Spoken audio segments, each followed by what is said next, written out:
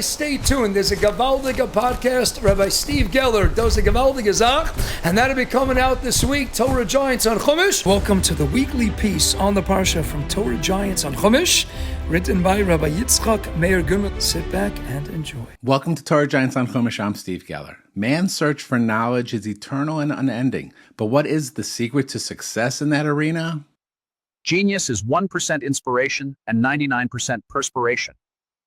Accordingly, a genius is often merely a talented person who has done all of his or her homework. This inspirational idea tells us that genius is less our native intelligence and more the work that we do to develop our knowledge. Well, I'm sure it wouldn't surprise you to learn that this pearl of wisdom comes from our Holy Torah and, in fact, in our parsha.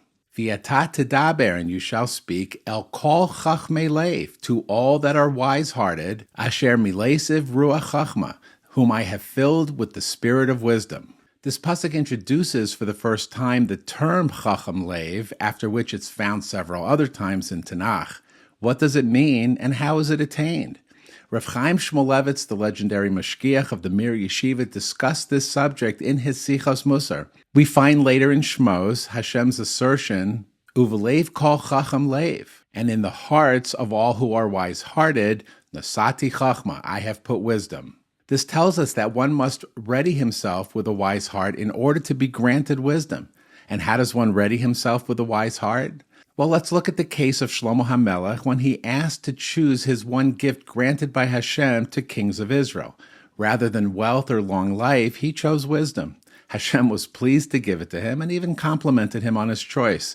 We see from this that one attains wisdom first with a great yearning for it. Shlomo understood that wealth or long life are valueless without wisdom.